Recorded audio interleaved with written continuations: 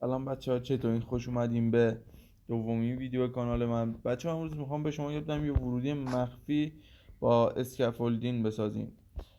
شما به آب و لاوا و اسکافولدین نیاز دارین. همین سه تا برای ساخت ورودی مخفی کافیه. حالا اگه خواستیم میتونید یه نشونه یه چیزی بزنین که بدون از کدوم این لاوا به این داخل. من پایین این لاوا اسکافولدین گذاشتم و کنارش هم آب که وقتی مثلا آتیش گرفتم بیام اینجا.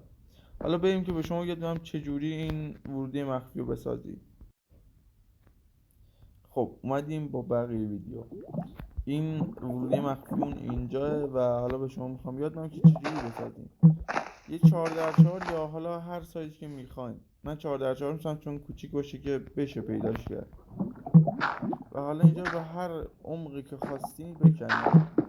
من به 4 تا میکنم که حالا اگه سروایو کردین اینجا نمیرید. یه واکت آب میذارین اینجا و این اسکافولدینا رو میای بالا.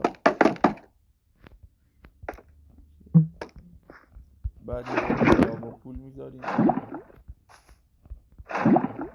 خب حالا خواستید حالا میتونین برای نشونه چیزایی مثل گل و اینا هم از استفاده کنید. مثلا اینجا من گل میذارم که حالا بقیه نمیدونم مثلا این گل رو اینجا چیه، مثلا فکر به طور طبیعی، ولی من اینو گذاشتم که بدونم خونم از کدوم طرف راه داره. میشینم و میرم داخل این آب تا خاموش بشم. امیدوارم از ویدیومون لذت برده باشین. لایک و سابسکرایب یادتون نره و حتما ما رو دنبال کنین تا آموزش های بیشتری بذاریم.